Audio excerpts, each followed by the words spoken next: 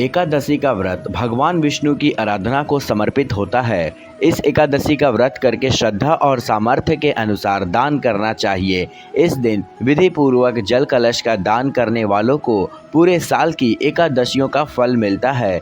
इस प्रकार जो इस पवित्र एकादशी का व्रत करता है वह समस्त पापों से मुक्त हो जाता है। तो दोस्तों, स्वागत करता हूं आप सभी का हमारे इस नए वीडियो में। अगर आपने अभी तक हमारे चैनल को सब्सक्राइब नहीं किया है तो कर लें, ताकि आपको हमारी आने वाली वीडियो की नोटिफिकेशन मिलती रहे। आइए जानते हैं कि एकादशी व्रत का इतिहास क्या है। एक बार बहुभोजी भीमसेन ने व्यास जी मुख के प्रतीक एकादशी को निराहार रखने का नियम सुनकर विनम्र भाव से निवेदन किया कि महाराज, मुझसे कोई व्रत किया नहीं जाता। दिन भर बड़ी तीव्र तृषा बनी रहती है, अतः आप कोई ऐसा उपाय बतला दीजिए जिससे प्रभाव से स्वतः समृद्धि हो जाए। तब व्यास जी ने कहा कि तुमसे वर्ष भर की संपूर्ण एकादशी नहीं हो सकती, तो केवल एक निर्जरा कर लो, इससे साल भर की एकादशी करने के समान फल हो जाएगा। तब भीम ने वैसा ही किया और स्वर्ग को गए। इसलिए यह एकादशी भीमसेनी एकादशी के नाम से भी जानी जाती है। निर्जला एकादशी का महत्व क्या है? निर्जला यानी यह व्रत बिना जल ग्रहण किए और उपवास रखकर किया जाता है, इसलिए यह व्रत कठिन तप और साधना के समान महत्व रखता है। हिंदू पंचांग के अनुसार वृषभ और मिथुन संक्रांति के बीच शुक्ल पक्ष की एकादशी निर्जला एकादशी कहलाती है। इस व्रत को भीमसेन एकादशी या पांडव एकादशी के नाम से भी जाना जाता है। पौराणिक मान्यता है कि 5 पांडवों में एक भीमसेन ने इस व्रत का पालन किया था और वैकुंठ को गए थे, इसलिए इसका नाम भीमसेनी एकादशी भी हुआ। सिर्फ निर्जला एकादशी का व्रत कर लेने से अधिक मास की 2 एकादशी सहित साल की 25 एकादशी व्रत का फल मिलता है। जहां साल भर की अन्य एकादशी व्रत के आहार संयम का महत्व है, वहीं निर्जला एकादशी के दिन आहार के साथ ही जल का संयम भी जरूरी है। इस व्रत में जल का ग्रहण नहीं किया जाता, यानी निर्जल रहकर व्रत का पालन किया जाता है। यह व्रत मन को संयम सिखाती है और शरीर को नई ऊर्जा देता है। यह व्रत पुरुष और महिलाओं दोनों के द्वारा किया जा सकता है। व्रत का विधान है, दिन भर इन बातों का ध्यान रखना चाहिए। पवित्रकरण के समय जल आचमन के अलावा अगले दिन सूर्योदय तक पानी नहीं पिएं। दिन भर कम बोले और हो सके तो मौन रहने की कोशिश करें। दिन भर न सोएं, ब्रह्मचर्य का पालन करें, झूठ ना बोले, गुस्सा और विवाद ना करें।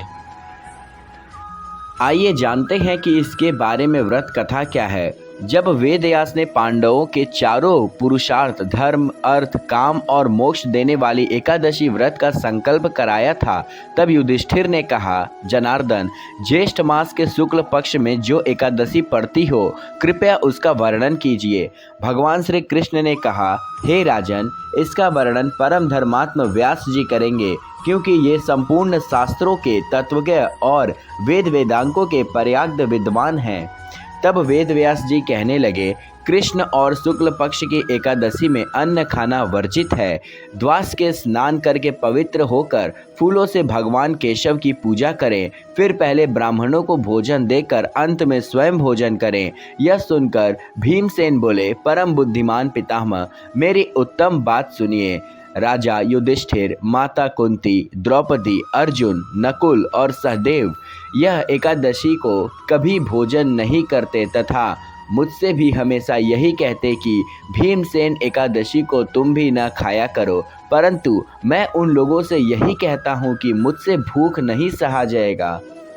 भीमसेन की बात सुनकर व्यास जी ने कहा, यदि तुम नरक को दूषित समझते हो और तुम्हें स्वर्गलोक की प्राप्ति अभिष्ट है, तो दोनों पक्षों में एकादशी के दिन भोजन नहीं करना है।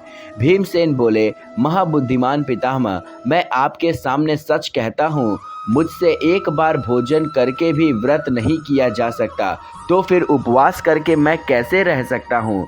मेरे उदर में वृक्क नामक अग्नि सदा प्रज्वलित रहती है, अतः जब मैं बहुत अधिक खाता हूँ तभी वह शांत होती है। इसलिए महामुनि, मैं पूरे वर्ष भर में केवल एक ही उपवास कर सकता हूँ, जिससे स्वर्ग की प्राप्ति सुलभ हो तथा जिसके करने से मैं कल्याण का भागी हो चुका हूँ। ऐसा कोई व्रत निश्चय करके बताइए, मैं उसका यशोचित स्वरूप से पालन करूँगा। व्यास जी ने कहा, भीम, ज्येष्ठ मास में सूर्य वृषि राशि पर, मिथुन राशि पर शुक्ल पक्ष में एकादशी हो, उसका यत्न पूर्वक निर्जल व्रत करो। केवल कुल्ला या आचमन करने के लिए मुख में जल डाल सकते हो। उसको छोड़कर किसी भी प्रकार का जल विद्वान पुरुष मुख में न डालें, अन्यथा व्रत भंग हो जाएगा। एकादशी को सूर्योदय से लेकर दूसरे दिन के सूर्योदय तक मनुष्य जल का त्याग करे तो वह व्रत पूर्ण होता है। इसके बाद द्वादशी को प्रभात काल में स्नान करके ब्राह्मणों को विधि पूर्वक जल और सुवर्ण का दान करे। इस प्रकार जब कार्य पूरा हो जाए तो जितेंद्र पुरुष ब्राह्मणों के साथ भोजन करें।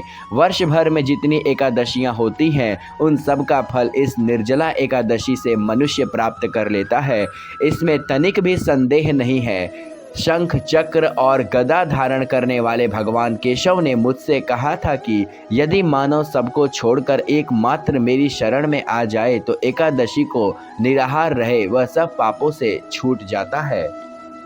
कुंती नंदन, निर्जला एकादशी के दिन श्रद्धालु स्त्री पुरुषों के लिए जो विशेष दान का कर्तव्य विहित है वही सुने। उस दिन जल में शयन करने वाले भगवान विष्णु का पूजन और जलमयी धेनु यानी पानी में खड़ी गाय का दान करना चाहिए।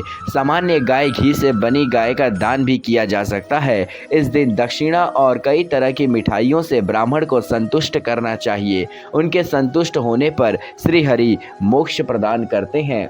जिन्होंने श्री हरि की पूजा और रात्रि में जागरण करते हुए निर्जला एकादशी का व्रत किया है, उन्होंने अपने साथ ही बीती हुई पीढ़ियों को और आने वाली 100 पीढ़ियों को भगवान वासुदेव के परम धाम में पहुंचा दिया है।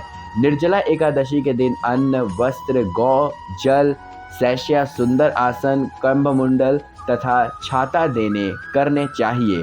जो श्रेष्ठ तथा सुपात्र ब्राह्मण को जूता दान करता है वह सोने के विमान पर बैठकर स्वर्ग लोक में प्रतिष्ठित होता है। जो इस एकादशी को महिमा को भक्ति पूर्वक अथवा उसका वर्णन करता है वह स्वर्ग लोक में जाता है। चतुर्दशीक अमावस्या को सूर्य ग्रहण के समय श्राद्ध करके मनुष्य जिस फल को प्राप्त करता है वही फल इस कथा को सुनने के बाद भी मिलता है। भीमसेन ज्येष्ठ मास के शुक्ल पक्ष की जो एकादशी होती है उसका निर्जल व्रत करना चाहिए। उस दिन श्रेष्ठ ब्राह्मणों को शक्कर में के साथ जल के घड़े दान करने चाहिए। ऐसा करने से मनुष्य भगवान विष्णु के समीप पहुंचकर आनंद का अनुभव करता है। इसके बाद द्वादशी को ब्राह्मण भोजन कराने के बाद स्वयं भोजन करे। जो इस प्रकार पूर्ण रूप से पापशीनी एकादशी का व्रत करता है वह सब पापों से मुक्त होकर आनंदमय पद को प्राप्त होता है। यह सुनकर भीमसेन ने भी इस शुभ एकादशी का व्रत आरंभ कर दिया। एकादशी का व्रत काफ़ी पुण्यदायी माना जाता है। कहा जाता है कि ये व्रत आपको जन्म मरण के चक्र से मुक्ति दिला सकता है। साल भर में कुल 24 एकादशी के व्रत पड़ते हैं। हर माह एक एकादशी व्रत शुक्ल पक्ष में और एक कृष्ण पक्ष में रखा जाता है। सभी एकादशियों के नाम और महत्व भी अलग अलग हैं। आमतौर पर जब किसी को एकादशी का व्रत रखना होता है तो वह किसी के शुक्ल पक्ष की एकादशी के इस व्रत की शुरुआत कर देते हैं, लेकिन वास्तव में एकादशी व्रत की शुरुआत उत्पन्न एकादशी से करनी चाहिए। यह एकादशी मार्गशीर माह में आती है और इससे पहली एकादशी माना जाता है। एकादशी नित्य व्रत है, इसलिए नित्य कर्म की तरह सभी वैष्णवों को इस व्रत का पालन अवश्य करना चाहिए। ज्योतिष शास्त्र के अनुसार शुक्ल पक्ष की एकादशी तिथि को चंद्रमा की एकादश 11 कलाओं का प्रभाव जीवों पर पड़ता है। चंद्रमा का प्रभाव शरीर और मन पर होता है, इसलिए इस तिथि में शरीर की अस्वस्थता और मन की चंचलता बढ़ जाती है। तो दोस्तों, उम्मीद करता हूँ कि आज की वीडियो से आपको ज़रूर कुछ नया सीखने को मिला होगा, और अगर आपने अभी तक हमारे चैनल को सब्सक्राइब नहीं किया है तो कर लें ताकि आपको हमारी आने वाली वीडियो की नोटिफिकेशन मिलती रहे। तो दोस्तों, मिलते हैं एक और नई वीडियो के साथ, एक और नए जोश के साथ। तब तक के लिए धन्यवाद।